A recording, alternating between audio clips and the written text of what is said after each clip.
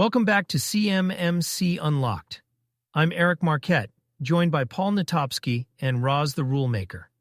Today we're diving into the essentials of awareness and training for NIST SP800-171, specifically how these map to CUI risk, your organization's security policies, security roles, training, and insider threats. Paul, let's kick this off with 3.2.1, identifying and communicating those CUI-specific security risks. Absolutely, Eric. Control 3.2.1 sits at the core of a healthy cybersecurity posture. When we talk about CUI, controlled unclassified information, the risks aren't just theoretical. It's about making sure managers, sysadmins, users, everyone can actually identify where security risks pop up within their everyday activities. That's not just a one-off briefing or a PowerPoint. They need ongoing, regular exposure to these risk conversations. I always recommend the CDSE Introduction to Cybersecurity e-learning module as the foundation. It covers not only the basics, but the evolving threat landscape as it applies to CUI contexts. Risk briefings should be tailored and recurring, not just annual checkboxes. Yeah, and I saw this firsthand with a small contractor I worked with, kind of like a 3-dozen-person shop. They weren't super high-tech, but after they went through a CUI risk awareness session, someone on the team actually flagged an email that was trying to fish for account credentials tied to a project with CUI. Pre-training, they would have opened it. Guaranteed. By building that regular muscle of risk awareness, they dodged what could have been a massive incident. So just putting it out there, this isn't abstract. It really changes behavior. Eric, that story illustrates the point.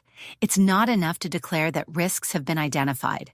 It's about communicating those risks in a way that's actionable for every team member. That's why NIST's language here is so explicit about making sure everyone, regardless of role, actually understands what risk means in the context of CUI. Not just knowing it exists, but being able to spot it and do something. So you can't just send one email with a risk matrix. There's got to be a channel for continuous updates and scenario-based awareness. Let's flow from risk awareness to something just as critical: awareness of the policies, the standards, and the procedures that support your security program. That's NIST Control 3.2.2, which at first glance looks a lot like a documentation exercise. But really, it's about the human piece. Does your workforce actually know what's in these policies, or is policy just a C appendix clause? Having stacks of policy binders, or more likely thousands of pages in a digital file, doesn't cut it if people can't operationalize what those policies mean for their day-to-day actions. I'll point folks to CDSE's Security Policies and Procedures course, which I think does a decent job distilling the essentials. Roz, I agree. Look, on an assessment, one of the first things we try to determine is whether the organization is just filing paperwork or if there's an embedded understanding throughout the org.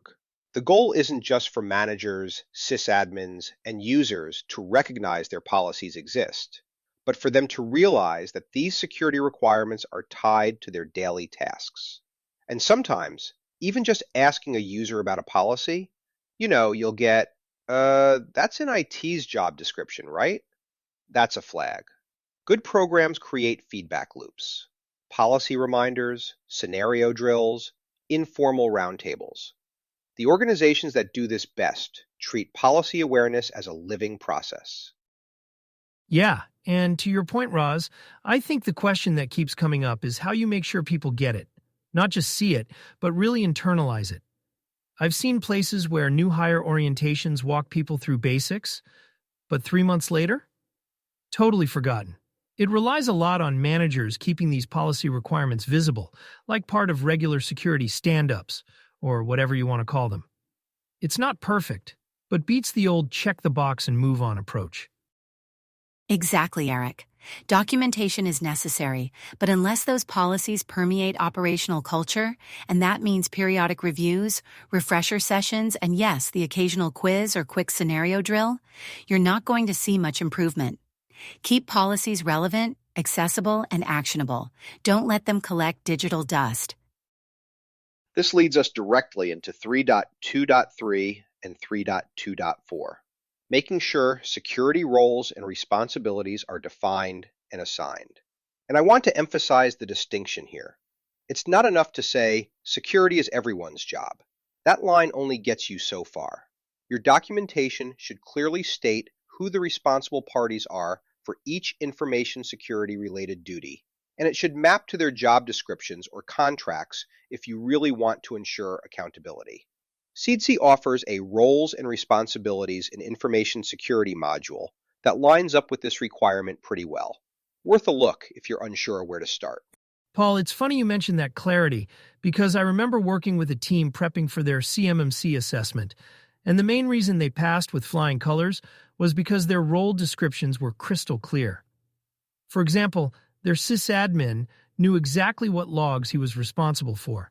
The audit team had a procedure for evidence collection, and the managers weren't left guessing either. It seems obvious, but spelling out those boundaries and making it official on paper meant that when the assessors came in, nobody was shrugging or second-guessing their duties. So defining and then training to those responsibilities was a game-changer for them.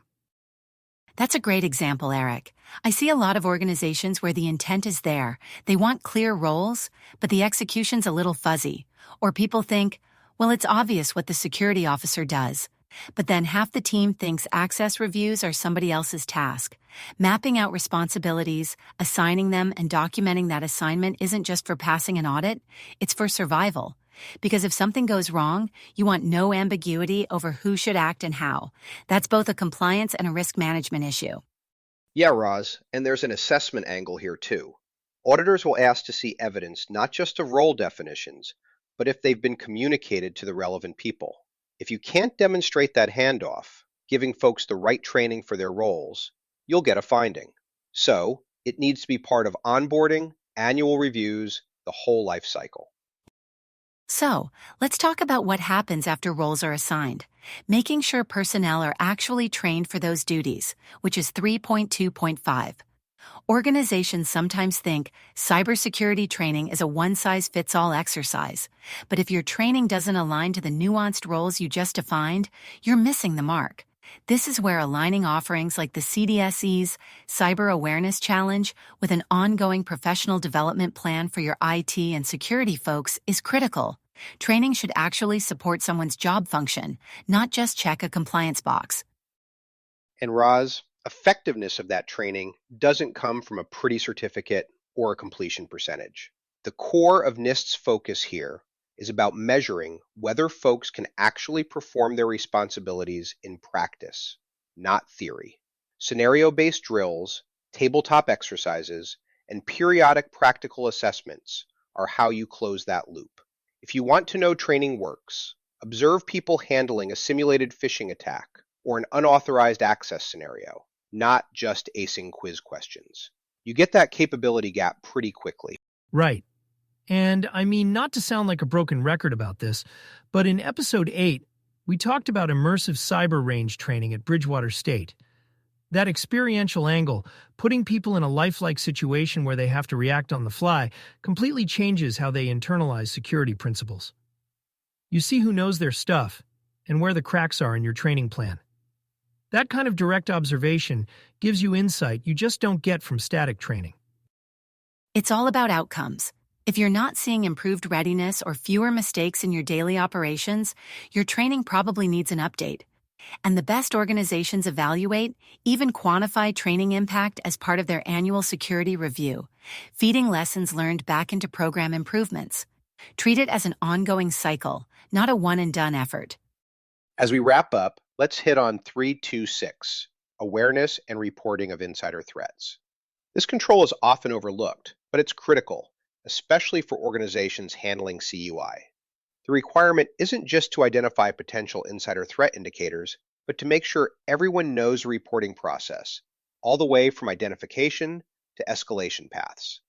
The CDSE Insider Threat Awareness course does a solid job of explaining this, and I think regular refresher labs, not just annual click-throughs, are key to building a sustainable culture here. Absolutely, Paul. I had a client a few years back, mid-size services shop, who built in a requirement for yearly insider threat training, targeted not just at IT, but admin staff too. About 6 months after launch, someone in accounting flagged some unusual access timing, which turned out to be the canary in the coal mine for a possible data exfiltration event. Early detection there, probably because the training made them confident enough to say something, stopped the damage before it started. That's the optimal outcome. Not just knowing what insider threats are, but empowering people to actually act when they see them. Couldn't agree more, Roz. And the thread tying all these controls together, from CUI risk awareness through to insider threats, is that real security, like actual protection of data, depends on shifting from passively knowing to actively doing.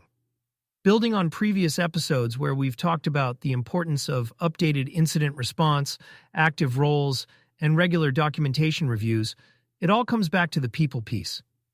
The stronger your culture of awareness and accountability, the more likely you are to prevent or catch issues early. That's a perfect spot to wrap for today.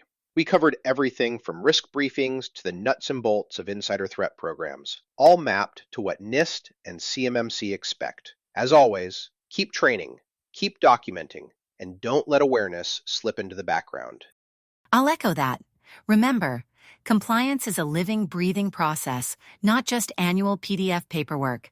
Thanks for tuning in, and we'll see you next time with fresh insights from the evolving world of cybersecurity compliance.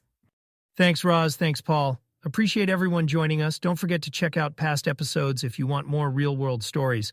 We'll be back soon with another CMMC Unlocked deep dive. Take care, everyone.